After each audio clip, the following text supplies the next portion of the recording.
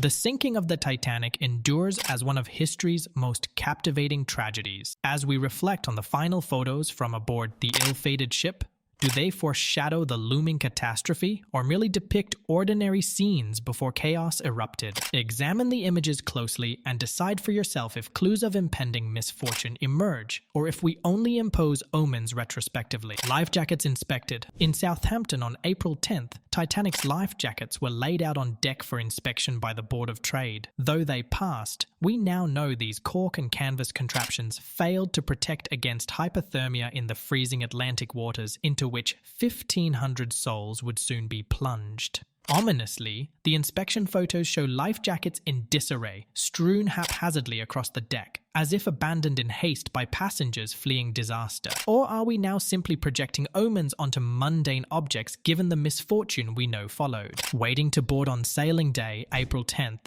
crowds gathered to witness the magnificent ship prepare for her maiden voyage. The sleek black hull and enormous steam funnels awed onlookers with the Titanic's size and modern engineering. But amongst the eager passengers lining the gangplank, were there shadows of doubt or dread for the journey ahead, or merely excitement at the prospect of departure?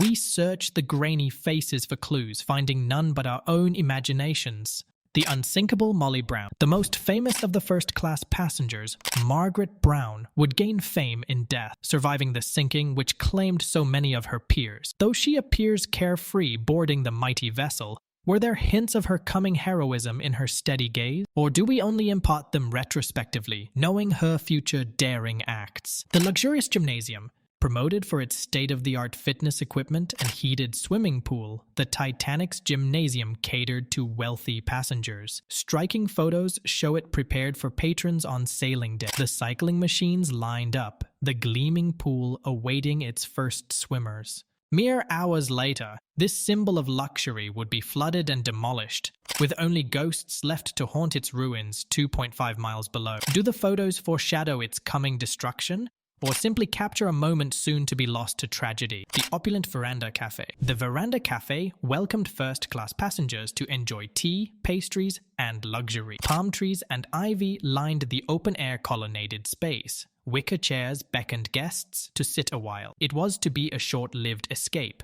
The entire space would be swallowed by the sea soon after departure. Do the photos hint at the cafe's ephemeral existence or capture only a temporarily tranquil scene? We can't help but see symbolism in the wreckage, but it may exist only in hindsight, not as prophecy. The Grand Staircase. The Grand Staircase was the Titanic's crown jewel, a vision of elegance and opulence. As finely dressed ladies and gentlemen descend imperiously, nothing foretells the staircase's fate to slip beneath icy waters in mere hours. Though tempting to detect hubris presaging tragedy, the photos likely show only oblivious confidence, now viewed ominously through the lens of hindsight. The exotic Turkish bath. For first-class men, the Titanic's Turkish baths provided a sanctuary of relaxation, with hot rooms, a cool room, steam rooms, massage tables, and a swimming pool. Yet, despite the safety implied by its stout walls and solid construction, here too the icy ocean would intrude only a day into the voyage, destroying this haven. Do the photos of painted tiles hint at leaks to come, or capture merely a last moment of tranquility? In retrospect, we read too much into images, foreseeing the future when none could at the time. Smoking room gentlemen. On the last evening, first-class male passengers retreated after dinner to the smoking room with its carved mahogany walls and plush chairs to enjoy cigars, cognac, and cards in the lounge, as they regularly did in their gentlemen's clubs on land. Yet that familiar refuge was fated to be lost to them.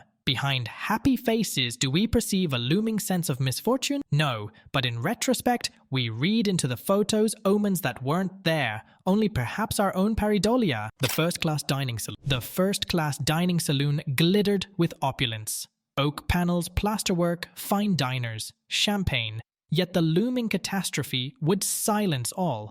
After final Sunday services, diners lingered amid luxury, while staff set places for breakfasts that would never come. Photos show no omen, merely an elegant room fated for fatal interruption, betraying only our desire to see warning. Second-class dining saloon. Energetic and lively at mealtimes, the second-class dining saloon seemed immune from tragedy, while scores tucked into hearty meals together, Unknown fellow voyagers briefly united, yet soon, catastrophic upheaval would rip their short-lived community apart. Does a closer study of images from their final meals reveal dark details of the chaos ahead? Not discernibly, disaster was likely the furthest thing from passengers' minds, focused on the here and now, both place and company momentarily pleasant. Third-class dining saloon. The modest third-class dining saloon hosted hopeful emigrants enjoying simple meals amid lively families, their voyage a journey towards brighter futures. When tragedy struck, their communal supper became a heartbreaking final meal. But smiling children and drained cups in photos reveal only quotidian cheer, soon to be cruelly drowned, with no omens discernible except in hindsight's glare. The luxury kennel. Even pampered first-class pets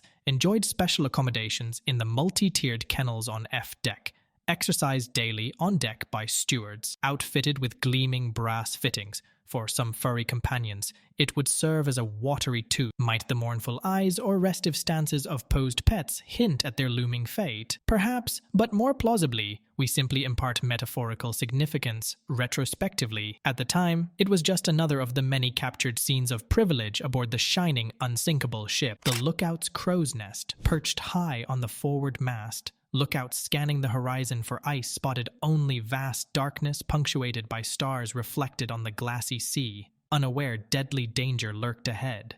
Did they harbor doubts about dangers unseen?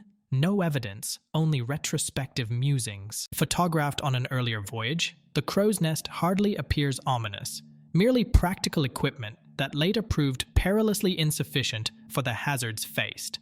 Though innocuous, the mast and crow's nest loss do seem haunting in view of how events played out. The iceberg somewhere. A photo may unwittingly capture the shrouded iceberg itself, the Titanic's assassin emerging from darkness to seal her demise. Yet in the image, it appears merely as a mundane frozen hazard, no different than others routinely navigated at sea. Only in retrospect do we envision the nondescript ice as an agent of fate, ordained to doom the glittering, unsinkable ship so full of confidence and revelry. The nearby ship, SS Californian. Cruelest of all perhaps is the role of the SS Californian in this tragedy. Caught in nearby ice, its wireless shut off for the night, the freighter's crew saw distress rockets and Morse lamp signals from the foundering Titanic, yet fatally ignored them till morning, by which time all rescue boats had gone. The Deming image shows a ship tantalizingly close, which did not intervene till too late. Is culpability or callousness evident in officers posed or in details of the ship?